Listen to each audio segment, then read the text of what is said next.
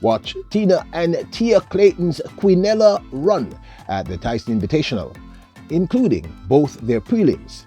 Then, let's discuss where they're at in their prep so far for the 2024 season.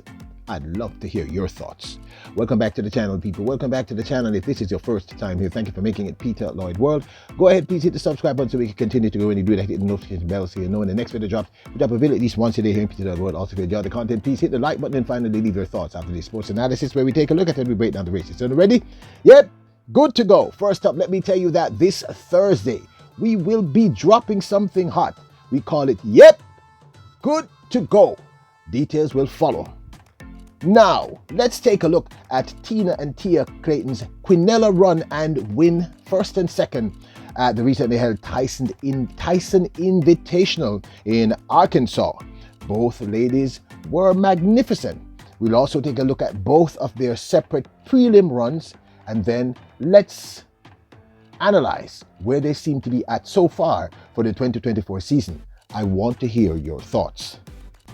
In the women's 60-meter dash open final at the Tyson Invitational, it was Tina Clayton who won in a season's best of 7.25, with her sister Thier Clayton taking second in 7.28, and Bahamian sprint sensation Anthonique Strawn taking a third in a time of 7.30.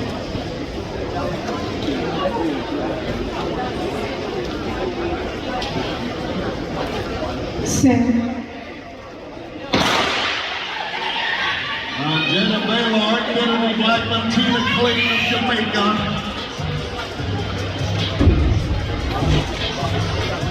And Tina Clayton at 7:25 wins the women's 60-meter open. Thier Clayton of Jamaica 7:28. Anthony Strahan of Bahamas 7:30. For clarity, Tina Clayton is running out of lane number 4 right in the middle, and her sister Thier Clayton is over there in lane number 7.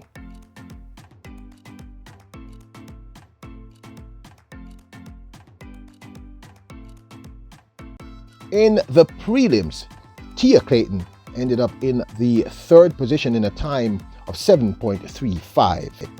For clarity, Thier Clayton is running out of lane number 4. Set.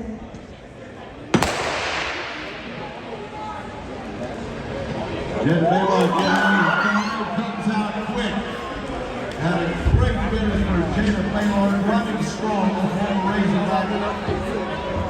Will go 7:33 for Kennedy Blackman of US. She wins it. Will find 7:32 for Blackman, 7:33 for Baylor. Clayton goes 7:35.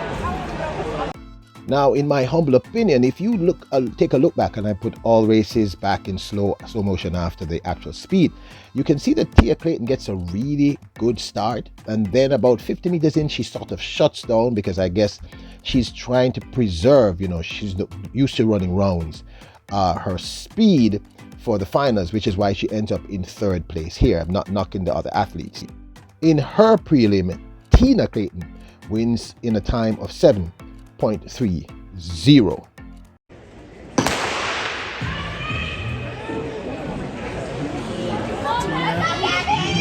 Jamaica at lane 5, Pinto of Germany at 6, Smith and Cunningham on the inside, Tina Clayton. The Jamaican wins at 7:30. In this instance, Tina Clayton is running out of lane number 5 with Anthonique Strawn running to her immediate left.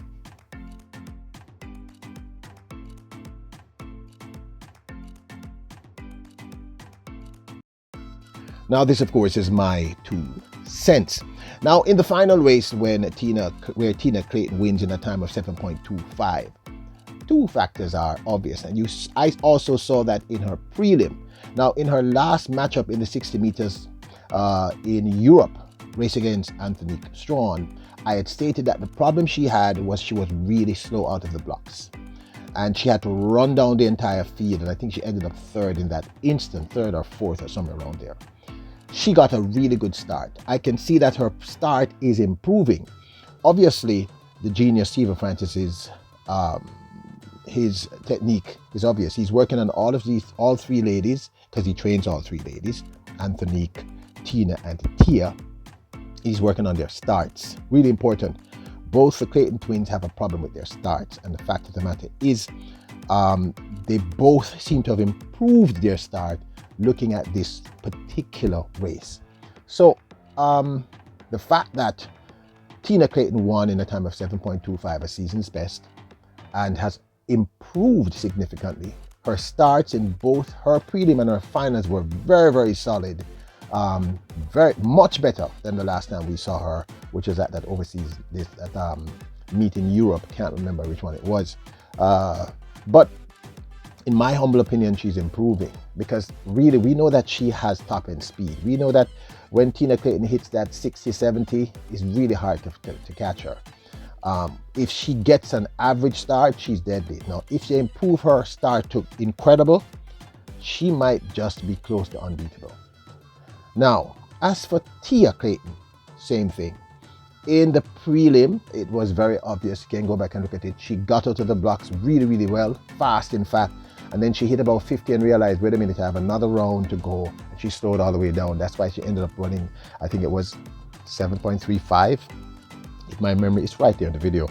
7.35, I think, in that prelim, and ended up third. So it's really because she was trying to manage the rounds. It's really evident that she slowed down. She also got a decent start. However, I think in the finals her start was not as solid as it was in the prelim. So, in my humble opinion, I can see improvement in both athletes. Now, I know that their times are running around 7.30, 7.30, when you have athletes running 7.04, 7.0, whatever. But here's the key that you have to remember for this. I've said repeatedly that these races are run in segments. If you're a 100-meter sprinter, you have to work on your getting out of the block. You have to work on that drive phase. You have to work on your transition. You have to work on your top end. You have to work on running through the line. You have to work on maintaining that top end. It's literally broken down into segments. So what they're working on now is their speed. Now, like I said, I've already said both the Clayton twins have great top end speed, but particularly Tina, her weakness is the start. If you can get her down to something close to 7.010, 7.07, you have a very, very dangerous sprinter. And that's clearly what they're doing. They're working. And one of the things I like about MVP, because I see them do this in particular, they work on segments of the race. You see them do it with Sharika all the time. It's really, really evident that's what they're doing. So in my humble opinion, this is a good look. It's not the 7.05 that you all want to see, but they're making improvements. The starts are improving. The times are lowering. They're getting better. And I'm going to say it again. Running a 60-meter outdoor and running a 60-meter indoor are very different races. They are. You can see what's happening with Sasha Lee. Running outdoors, 7.03. Indoors, she's averaging about 7.11. Different conditions, psychologically, physiologically, etc.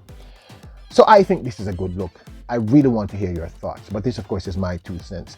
Don't forget to go over there and support our new channel, Peter Lloyd World of Wealth. Also remember, this Thursday we're dropping, good to go. You're going to absolutely love it, I promise you. Hit the subscribe button, motivation bell, hit the like button. Remember, you're royals, kings, and queens. Bless up!